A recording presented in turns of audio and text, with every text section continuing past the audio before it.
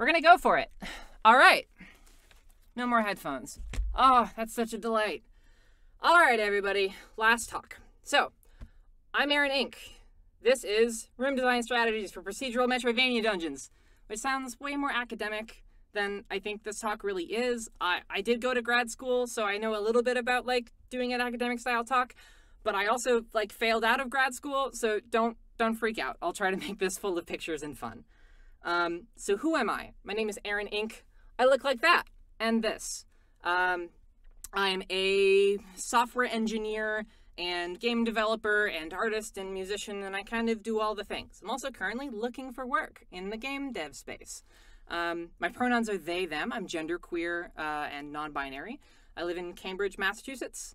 Like I said, I'm a software engineer, and I'm a huge Metroidvania fan. I'm a big enough fan that I named myself after the genre, so to speak. So I care a lot about this stuff. I've thought a lot about these games. These are probably my favorite kind of games to play. And for the last too many years, probably 5 years, I've been working on and off and on a procedural Metroidvania game. And it looks kind of something like this. This is just like the random video that I had of like the most recent gameplay. This one was specifically looking at warping around between locations, but you know, it's a Metroidvania. You move around, you discover stuff on a map, fun things happen. So I had to make a portfolio, so I had these like pithy images and quotes, like classic Metroidvania action. Fill out the minimap by wandering through a world full of upgrades, enemies, secrets, and shortcuts, right? Like way too excited. The power-ups in the game are intended to be meaningful in a way that like keys generally aren't, so we're trying to open up new spaces to explore by changing the way that you move and fight. The movement upgrades synergize with one another, and they change how you can move through the same spaces. So here you're double jumping through spaces, and here you get a grappling hook, and you can go back through a little bit more easily. The dungeon generator is trying to build this big, complex, interconnected space by placing one room at a time. The rooms are hand-designed because every room is kind of like a little standalone level, similar to a game like Celeste or Super Metroid. They can have platform challenges, they can have combat, they can have puzzles, all sorts of things. And this is made in Unity, for what it's worth. And the whole thing is supposed to support a Metroidvania narrative in a way that most Metroidvania-style roguelikes tend not to.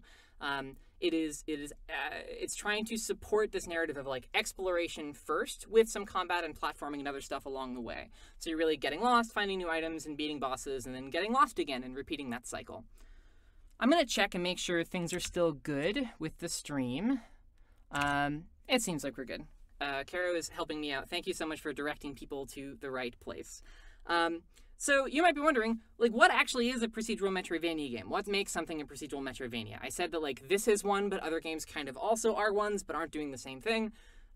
So for me, I like to think of this, at least this is my inspiration, was Rogue Legacy plus Super Metroid. And you might be thinking, Rogue Legacy was also already like a Metroidvania-y style roguelike, and it was. It's one of my favorite games ever. I played it to death. But it was really a game about combat. It was really a game about beating up enemies, leveling up, upgrading your gear and your stats, and gradually you're exploring a world, but you already know what the world looks like. You know, you can kind of go everywhere from the start. You know that the hardest area is going to be at the bottom, and the easiest area is where you start, and the mid ones are kind of to the right and above you. You know the kind of enemies you're going to fight. Once you've played the game a couple of times, it's not really a game about figuring out where you're going. It's a game about mechanical skill. And I like that. It's just not really the game that I was excited to start working on. And for what it's worth, this was my first Unity project. It was not a good choice. Don't do this for your first Unity project. So procedural just means the content is generated by a computer. And it doesn't have to be a computer. There's other ways to procedurally generate content. Card games do this all the time by giving you a deck of random stuff to shuffle. But in this case, I mean, the computer is generating at least the world, but probably other stuff about each run of the game. The idea is that you could do a new run and it would be a new world to explore. And these runs would probably be pretty long on the roguelike scale of things, but I haven't gotten there yet. It's been 6 years and I don't know how long my runs are. Don't make this game as your first game. It should be more replayable, ideally, right? Because this big, complex space that is new every time should hopefully, you know, you can get hopefully more mileage out of it than you could a single hand designed dungeon if you're using it the right way. Metroidvanias, obviously, like these sometimes get called search action games, which I think is pretty descriptive, right? You wander around, you find upgrades, and you beat bosses. And the world needs to be interesting. It needs to be interconnected. It has to grow with you as you get more power-ups and more interesting things. And that's a really hard thing to do procedurally. And we'll talk about why a little bit. And you might notice I have a Celeste shirt. I have too many Celeste shirts. I have replacements for my Celeste shirts because I'm obsessed with this game. I talked about the pixel art from Celeste yesterday, which I figured out how to replicate in working on this game. So if you're here from the talk yesterday, welcome. Thank you for coming back. I think it's important to think about platforming in a game like this, because when it comes down to it, you need the moment-to-moment gameplay to still be fun, right? And so in this case, I'm also thinking of this game as a platformer. Movement needs to be fun. You need to incentivize expression through the mechanics, so the upgrades and stuff that you get need to mean something, or else there's no real reason for you to be picking up. They could just be keys. And we want to reward mastery. We want like the roguelike thing of being able to perform better and getting through the game more effectively. And that could be navigation and combat as well, but primarily, the moment-to-moment movement through the space should feel like a mechanism for expression and mastery. And so when we talk about generating a Metroidvania dungeon, we have to talk about like dungeon feel, which is this term I'm making up, but I use it to refer to like the overall gestalt of the space, right? Like, what does it feel like to be in this space, to be looking at it, to be moving around inside of it? This is what Super Metroid looks like from a side view. If you could see all the mini maps at once, they would look like this. You can't see this in game. This doesn't exist, right? But this is helpful for visualizing how big and complex the space is.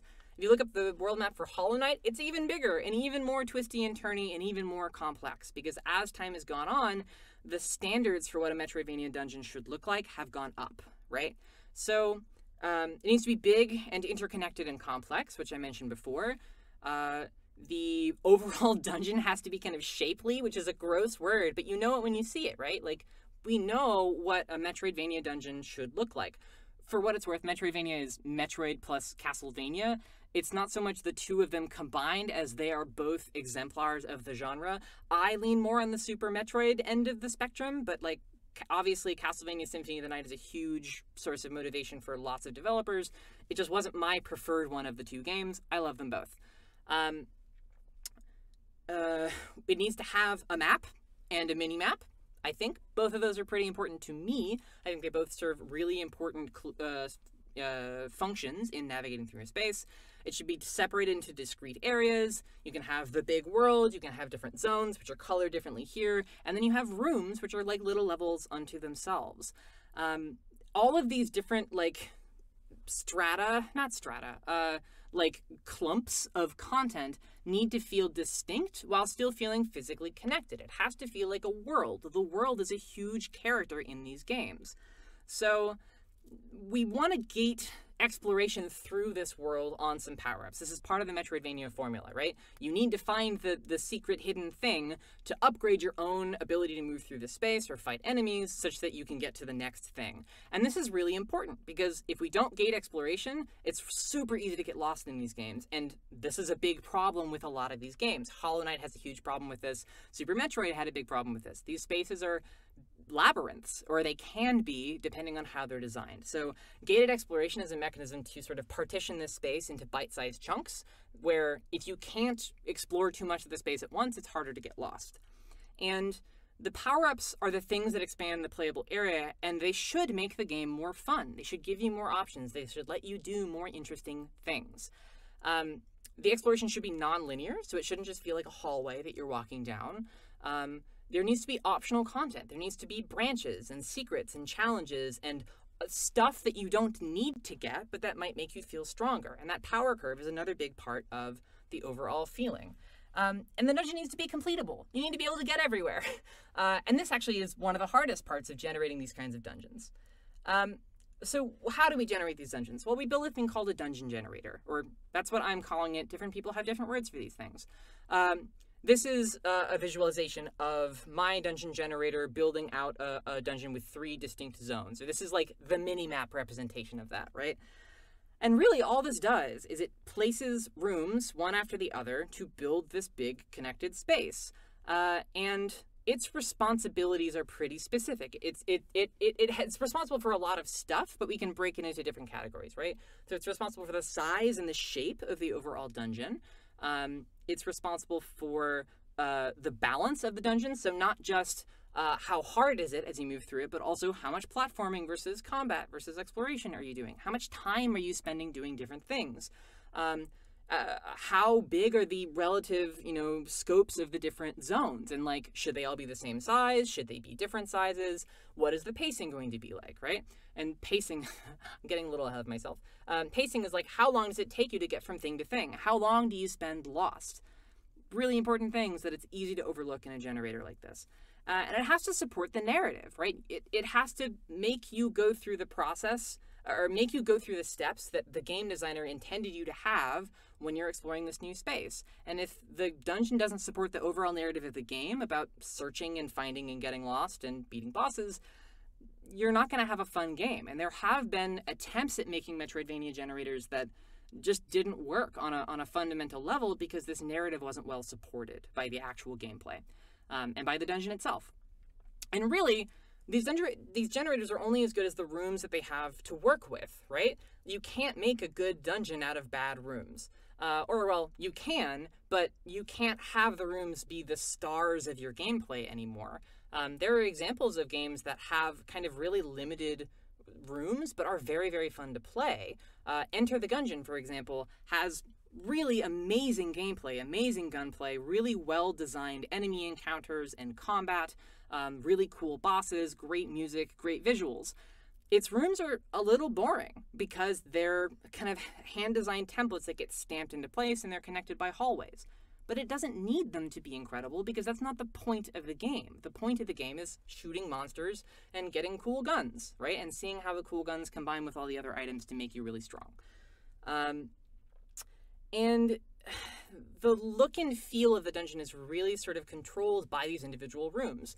Because the player might see parts of the minimap, and maybe you'll show them a world map, but most of the time they're looking at the rooms, right? So if the rooms don't feel like a Metroidvania kind of space, the game's not really going to work. So this talk, after all of that, is really talking about room design and not overall dungeon generation. I might do another talk later about how the generator actually works, but we're going to talk about how we build these rooms. So, this slide is weird. I'm just going to reveal all the content in it so we can talk about it. So it has rooms have some content in them. They have terrain, maybe they have enemies, maybe they have puzzle components. They have stuff that the player can interact with. They occupy subunits in the map because the map is a 2-dimensional grid. That's not true of all Metroidvanias. It's not true of all roguelikes, but it's pretty common to have a map that's made up of a 2D grid of these rectilinear rooms. They have openings that let us connect to other rooms. So I might be in another room to the left of this one, and there might be another room off to the right. And if we make these rooms as templates, we can copy and paste them to build out our dungeon if we make enough of them. You can generate rooms like this. There are games that have done it successfully. In my case, I wanted a hand-designed feel to these rooms. I wanted them to feel like individual levels. I wanted them to have kind of satisfying platforming stuff going on. It's very hard to generate that stuff out of, from whole cloth. It's much easier to make sure that every level feels good if you have hand-designed control over all the levels. And so you might be wondering, what makes a good room? We can make lots of rooms, but how do we make sure those rooms are fun? And I think there are different metrics to think about for the player and the generator and the designer, because they all want slightly different things. So for the player, it should be fun. It should have a strong internal narrative that teaches you how you're supposed to move through it, what you're supposed to do in this space, right? It should feel intentional. It should feel like everything that was in the room, everything that's visible and accessible to you is supposed to be there. Rooms are situational. You don't want all of your rooms to be exactly the same thing, and this ties into pacing. And generally, it just, you need to have these spaces feel like they fit for the purpose that they're being used for in context. And that's tricky when you're picking rooms out of a hat and throwing them onto a map. And there are some other like interesting situational things. Should they be challenging? Should they be atmospheric? Should they be memorable, as some rooms are more than others? And the generator doesn't care about any of those things. The generator wants rooms to be flexible so that it doesn't run out of rooms, so it can use them in all sorts of different places. It wants the rooms to generate more new interesting options that it can build more dungeon out of. And really, it wants it to generate more options without closing off options, right? You don't want to run out of potential rooms and then fail generation. And for the designer, who in this case, it's just me doing all this stuff, it gets really lonely making a big, ridiculously complicated game by yourself. I want the rooms to be expressive. I want it to be fun to design interesting stuff in them. I want to be able to mess with the geometry as much as I want. I want to be able to put interesting content in them. I want to make good rooms and good levels. I'm not good at making good levels, but having the rooms have the capacity for it at least allows me that flexibility to get better at it over time. And I want them to be easy to design and build and test and iterate on. I want to be able to make something really fast, shove it in the generator, and actually play through it, right? And so I'm going to talk about room strategies, room design strategies today for that hold up different, like that help those different metrics for the different kinds of systems that are relying on these rooms to be good, right? So let's talk about room strategies. And here's my first general strategy. It's hiding the seams. Seams remind your players that the world was not designed by hand. And sometimes they're very literal. Sometimes they're more kind of like theoretical seams. But in this case, these rooms have a big seam between them, right? Like you can see the point where the tiles of the two rooms kind of collide and it no longer looks like one connected space. But if all we do is we modify the tiles such that the ones on the edges of the room don't have a border pointing at the edge of the room, now these two spaces blend together and feel like one contiguous space, right? And that makes a huge difference on how they feel. The next strategy would be to just start somewhere. You have to start building rooms and making bad rooms before you can make good ones. We started out, I started this project with my roommate Andrew, who is an incredible game designer and engineer and a really nice friend. And he walked me through getting used to Unity and figuring out how to implement some of this stuff. And like the early prototypes were a collaboration between the two of us. And they were horrible and ugly and no fun, right? So we were just generating rectangles in a contiguous line and like numbering them. And this was never going to be a fun game, but it was something to start with. I then started playing with hand-designed room templates, but I didn't have any way to actually build rooms, so I just took screenshots of games that I liked, like Rogue Legacy and Super Metroid, and just mashed them up into these weird, like, amalgam chimera dungeons.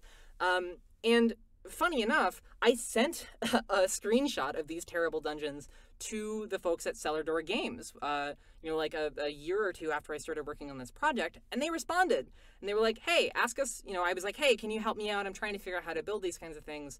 And they were like, yeah, ask us your questions. And I did. And they sent me like a 2-page document answering all the things I wanted to know about how they actually made these things work. So you have to make things. You have to make bad rooms to make good rooms, but hopefully you can make better decisions earlier, right? If you start somewhere, iterate quickly, and follow, at least think about these ideas, right? You don't have to follow any of my advice. My game's not a game yet.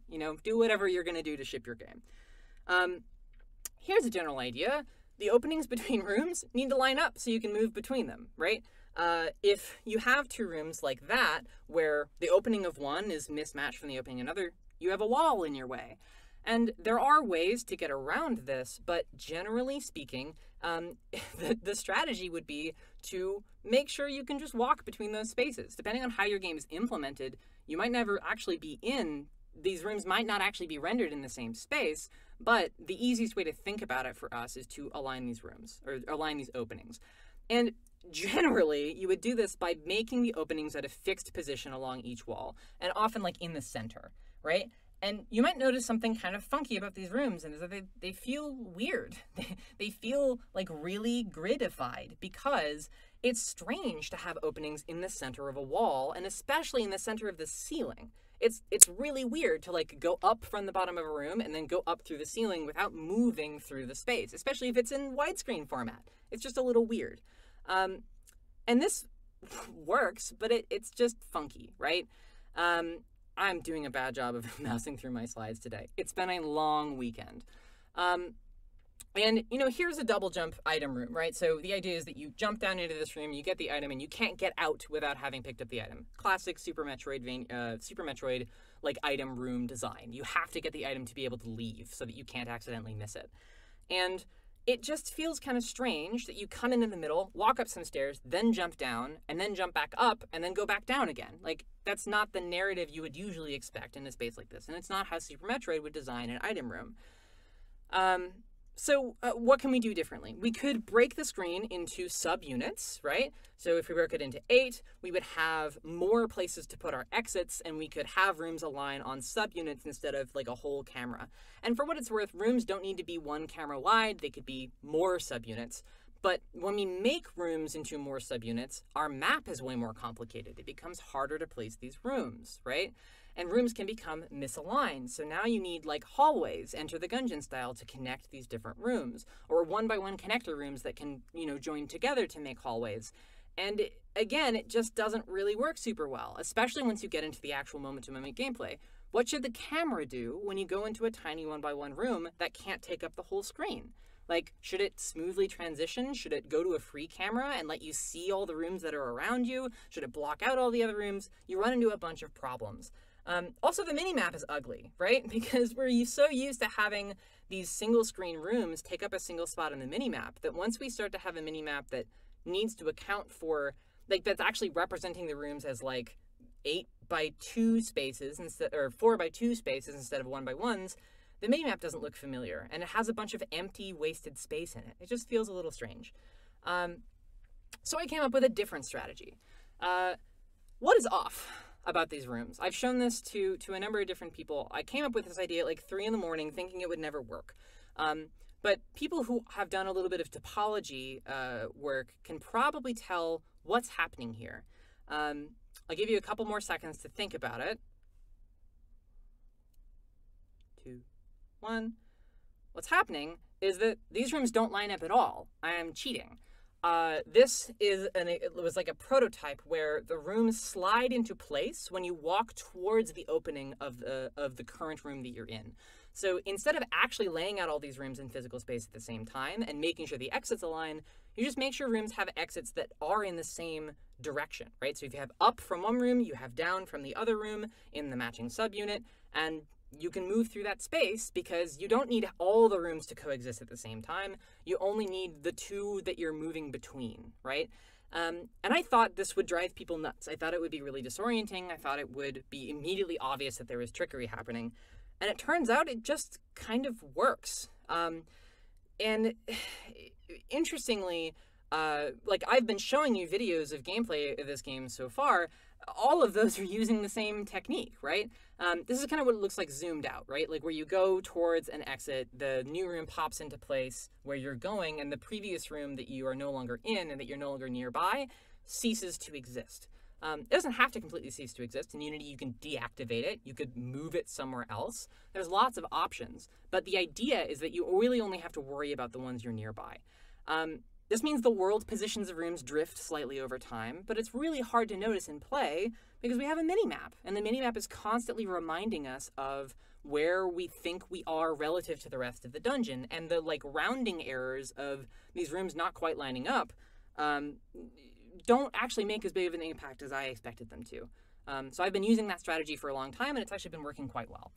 And, free movement between the rooms makes a huge difference. It makes the game feel more platformer-y, right? Like, this is a huge thing in Celeste. Being able to dash between rooms and use your momentum from a previous room to move through the next one feels really cool. It feels like the space is much more continuous. And again, we're hiding these seams, right? These rooms don't actually need to exist in the same space at the same time if we can trick the player into feeling like they do. The maps look weird, but whatever, no big deal. Like, no one's ever going to see that map. We're only ever going to show them an abstract representation of the map. Another thing to think about is thinking about gravity. So gravity is like this invisible constraint on all of your rooms. Every platformer game, every Metroidvania game that is, a side-on platformery sort of thing, has to deal with gravity somehow. You need some way to move upwards. It's not like Legend of Zelda where you can just walk to the top of the screen, right? You have to jump or climb or something. And how you actually have the player move upwards makes a huge difference on the way the game feels. How do they gain height? So they could jump on stuff, right? You could make terrain that they always have to jump up, like the stairs. You could have one-way platforms that are, you jump through them and then land on them, and you could fall back down through them again, and that lets you go both up and down.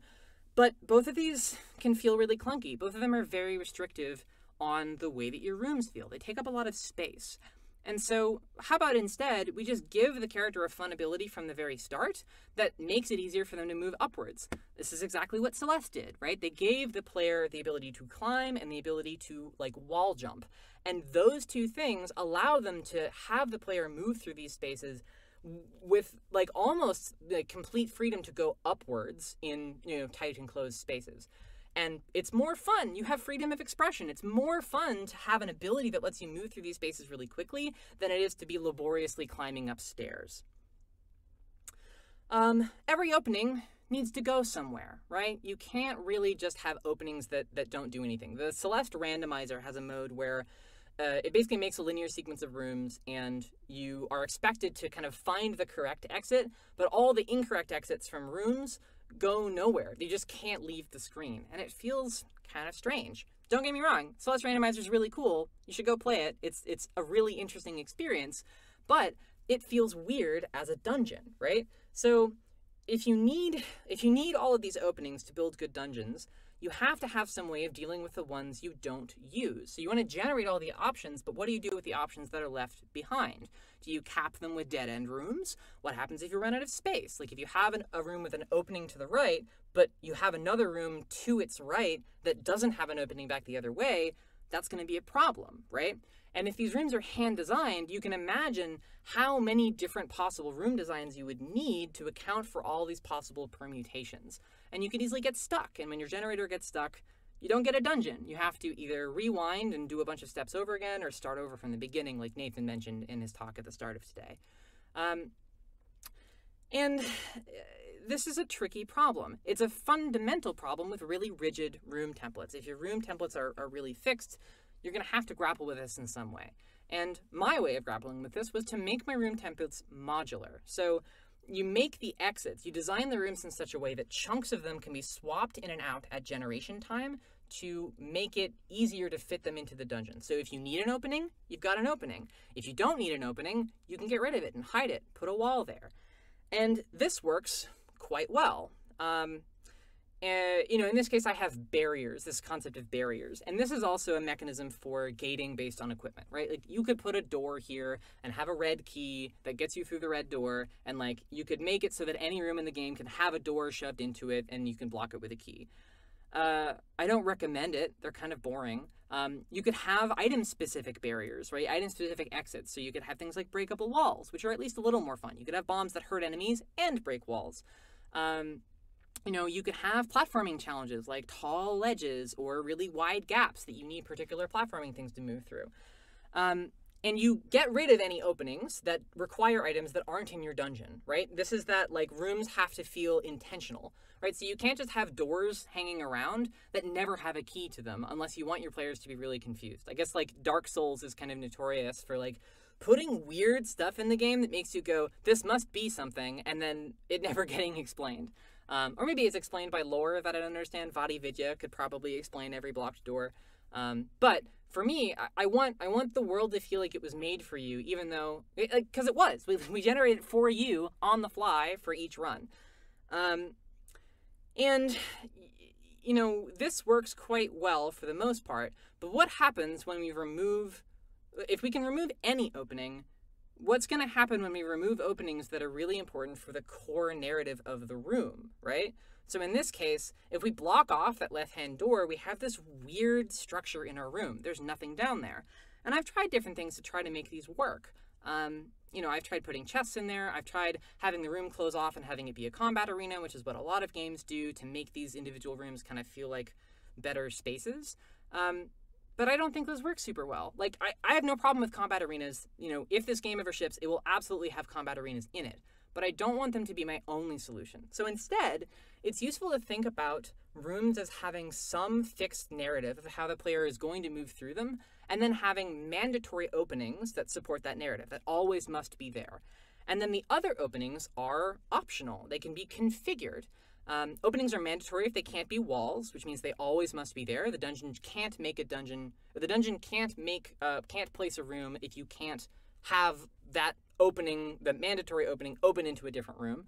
But these mandatory exits just kind of help make sure the narrative of the room stays intact. And you can intentionally create mandatory exits to define the overall purpose and structure of the space. In this case, there's 2 on either side.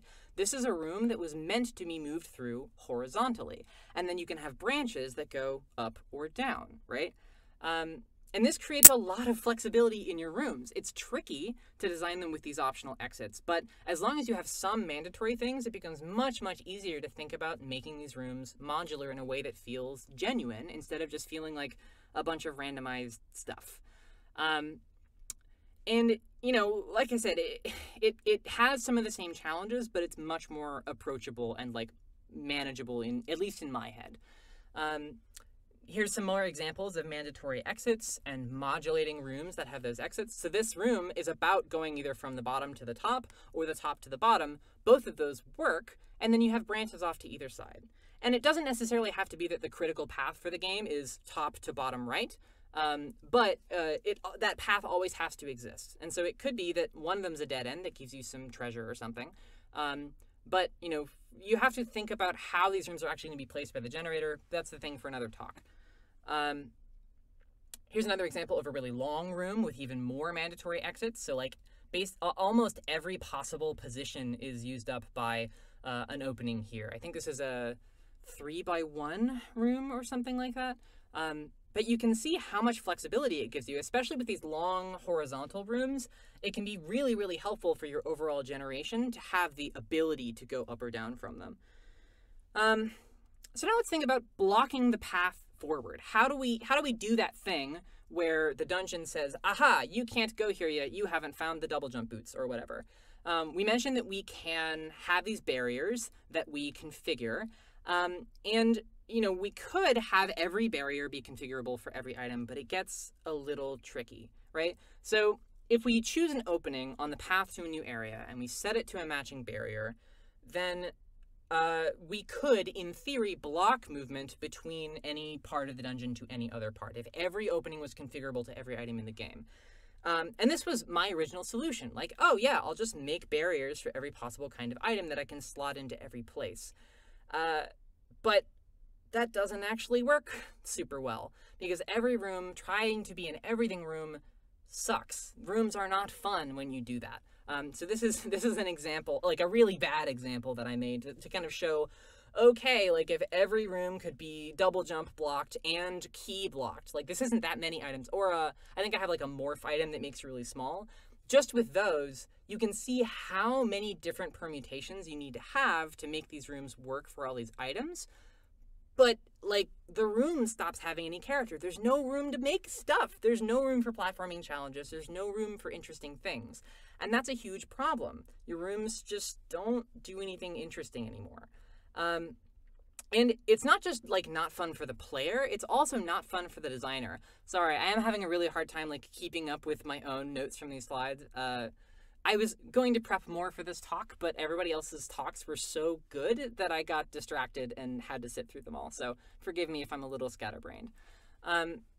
This is a problem both for the player, because the room's not fun, and for the designer, because these rooms aren't fun to make. They're too flexible. There are too many things to think about, and it's just overwhelming to have to maintain all of these options at the same time. And it discourages you from adding more exits, right? If every exit you add has to be this super powered exit that can do everything, you're just going to not do them. Designers are going to do, or are not going to engage quite as deeply with the full scope of options for a room. And that means the generator has fewer options, which means it's more likely to fail. And it means you're going to spend more time making fewer rooms and making each of those rooms worse. This was absolutely my first thought, and I thought this was going to work, and I spent months trying to make this system work, and it was not a good idea. And you know, instead, why don't we do the same thing that Metroidvania games actually do? Let's create sets of specialized rooms for the items that we're creating. So if we're making a double jump, let's make some rooms that are intended to be used with the double jump ability. And this means that instead of having to update every room in the game every time you add a new item, when you make a new item, you make rooms associated with that item, and then those can be used wherever you need them, right? And there's different types of rooms we could specialize into. We'll go into those for a bit, but the generator becomes responsible for figuring out when you need a particular specialized kind of room and selecting from that pool instead of the overall general pool of rooms. So for double jump, right? We can have item rooms that are specific to the double jump item. This is the one we saw before, where you have to jump down and then jump your way back out. By the way, this is the updated version that has the exit actually in the top right, so it feels a lot less weird. There's no stairs to go up at the beginning.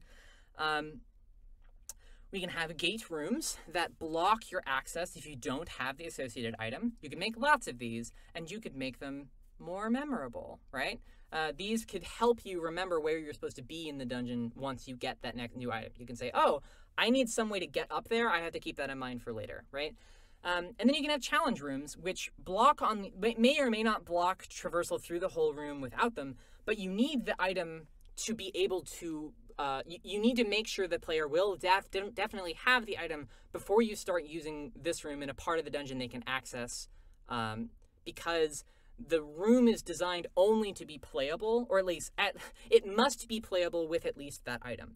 And remember what I said about like movement abilities synergizing with each other. You can have double jump, or you could have double jump and the grappling hook and use both of them to get through it, but you would never see this room if you only had a grappling hook, because you can't get through it in both directions with only a grappling hook. And, you know, like I said, specializing these rooms has a lot of advantages. You can spend more time customizing fewer rooms and make these rooms better. You can have your gate rooms act as signposts. So if you compare these two, that room from Super Metroid is burned into my memory. Not just because it has a big, creepy, like, dragonfish skeleton thing, though that's certainly part of it, but also because it's so obviously just like, you are not worthy yet. You must go find the thing that will make you worthy of ascending to this high place before you were able to come in here. And for whatever reason, that worked for me. It lodged in my brain. Not everybody has the same response to room design that I do, but I think this is a thing that Super Metroid did fairly well, given that it was making the genre up as it went, right? I think that signposting rooms and like having rooms be anchors to your position in the overall map can be really helpful. And having the minimap help you with this to different degrees can also be really useful. Another thing we could think about is flipping rooms. You might think that this is trivially like an easy thing to do, right? Like, oh, I've designed my rooms to go right and left, and that's no big deal. But weird things can happen when you start to flip your rooms. In theory, you're doubling your room count, which lets you, have your generator make more interesting things. It doubles the total number. It multiplies your content, right? And theoretically, it makes your generator more capable of making more different dungeons without making more stuff. Your players won't actually like these rooms any better, because over time, players are going to be able to recognize that these rooms are the same thing. And they're not actually different. They don't really have a different narrative. It might be different to move through them from the left to the right or the right to the left, but you don't actually have a ton of control. At least I don't have control over which direction a character is moving through a room right now in my generator. They're most useful when you have very, very few rooms, but once you get a more representative base of room designs to work from, they stop being as useful, especially if you can move right and left in them. They already work for both of those. They're not actually giving you more flexibility. And you will also kind of run into problems of like, how do you flip a room? Do you flip the art assets? Do you copy and paste the room and move everything over? Do you transform it in Unity and flip it around the Z axis or the Y axis?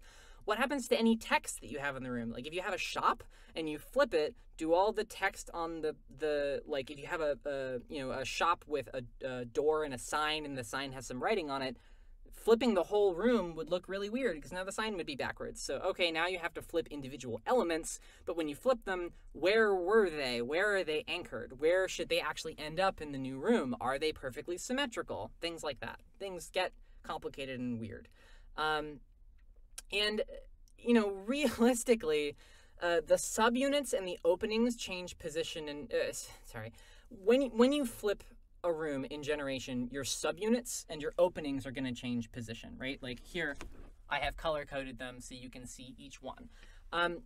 But that leads to a bunch of bugs because your room is no longer always like at 0, 0. It's at these labels on the positions of these rooms are kind of weird now, right? Because this one's at -2 and this one's at -1, whereas this one's at the one over there. Sorry, can't reach over there. Green screen. The normal room is at 0, 0, and 1, 0. So if you had things that were hard-coded to your subunit positions relative to the room, those aren't going to work super well. If you had things that assumed that the center of a room or like the relative important part of a room was at 0, 0, those assumptions aren't going to work anymore. So this breaks a lot more stuff than you would probably expect it to. And it can be really helpful to build some kind of debug views that let you visually identify flipped rooms while you're actually like testing them. If you don't, you'll end up with bugs where like some rooms just don't work and you don't know why. And it can be very hard to tell whether a room has been flipped if there isn't something in there that looks wrong when it's flipped. So be wary of this. There's another question of how do we differentiate these zones, right? We want all of the rooms in the game to be usable with all of our tile sets, right? We don't necessarily want to have to do the first zone is always double jump and therefore it's always a forest zone and all the double jump items are in the forest zone. We want to be able to mix and match, right?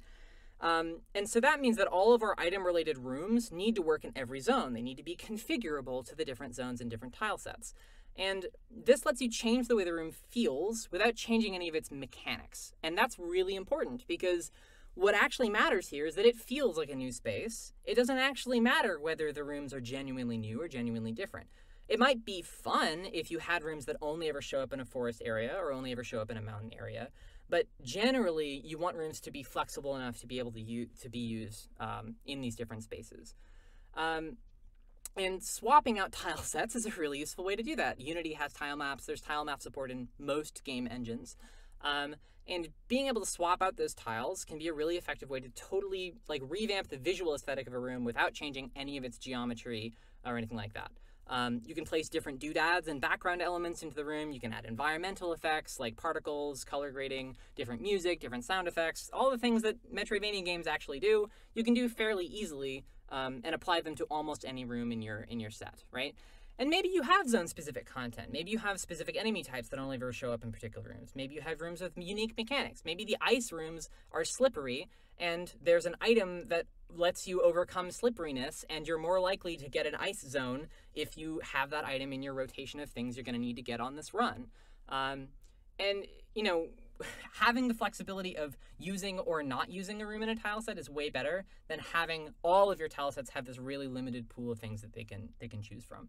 You can also change the generator parameters. We didn't talk about generator parameters today, but maybe you have more long, wide rooms and fewer tall, skinny rooms in particular zones. Like Brinstar in Super Metroid is very much about like these tall, skinny rooms that you have to kind of worm your way through. And those feel very different to the rooms in the first area criteria. And so that's the last of the stuff that like, that I had prepared the last time I gave this talk. And there's been some new developments, and I wanted to really quickly point out some stuff and maybe inspire people to ask questions about it. It's just things to think about. You should build room editing tools. You should build them in a system that makes it easy for you to make new rooms, make them very quickly, get them into the game super fast. I made these in Unity. I think Unity's ability to build custom UI for doing this kind of stuff quickly and easily is super great. I don't love all of the parts of Unity, but being able to make this stuff like this in the editor, to have tile maps that are just there and they work, to have the ability to visualize things as I'm designing them and having them live update, that's great. I really don't like having to modify configuration text files to make the rooms do what I want. I want to be able to visualize it. Auto tiling. I talked about in this last talk yesterday. It's so good. If you're making a tile-based game, like pixel art or otherwise, Auto tiling will save you so much time and so much effort. It'll make your tile sets better. It'll make you have a much easier time building rooms, which will make you more excited to build them, which will make you make better rooms. Use auto tiling. If you need help with making like custom auto tiling rules for your particular tile set, people can help you with that. I can help you with that. There's YouTube tutorials for it. Do it. Get good at these. They're really valuable. Tile set rendering. So you have all these different tile sets. At least in Unity, it turns out that replacing all of the individual tile objects in a room is really expensive. So I ended up having to build other ways of visually differentiating rooms. So instead of swapping out the tiles, I learned a little bit of shader stuff and built a shader that would let me point to a different sprite atlas while using the same underlying tiles and using vertex colors of the individual tile sprites of my debug tile set to help me figure out what sprite to swap in for each position. If you want to know more about this, talk to me afterwards. I can tell you more about this. But it's useful to think about ways in which learning a little bit of stuff from another domain, like visual effects and writing shaders, can help you optimize your dungeon, which will let you make rooms that you otherwise might not be able to make because of performance constraints. So be ready to flex a little bit. You should have ways to prototype quickly, so not just your room designs, but also your movement mechanics. You need to be able to move through these rooms, shove the player in them, and do interesting things. So up top, there's like a grappling hook that, has synergy with double jumps, where when you let go of the grappling hook, you automatically activate your double jump, and it makes the grappling hook feel better. There's Celeste-style dashes and jumps going on the top right. There's like a hook shot style grappling hook in the bottom left. There's a bungee style thing where you attach to a point and you get yanked toward it with a constant force every frame, and that lets you whip yourself around the room. But it's so valuable just to be able to have a playable space that you can modify and tweak and move the blocks around, where you can play test these different mechanics to find out how you should build your rooms. If you wait until all your rooms are built to start building your movement mechanics, you're going to have a bad time. Your rooms will be boring, and they won't benefit from most of the things that you're designing. You should think about mini-maps. Like I said, it's a Metroidvania game. It needs to have a map. You need to give your players some kind of way to navigate the space. I've tried to build mini-maps so many times. They are always slightly bad. Some of them are more bad than others. These are 3 different ones that I've played around with. The one that I have right now is most like that top one. But this turns out to be a tricky problem. It's hard to dynamically generate a nice 2-dimensional minimap, at least in Unity. The secret for me was tile maps. If you want to learn more about how I built these things with tile maps, again, hit me up later. Oh, is that my last slide? It is my last slide. My slide software is not showing the end slide for some reason. Oof, that's annoying. Oh well, I'm going to switch back away from this Twitch stream and over to webcam.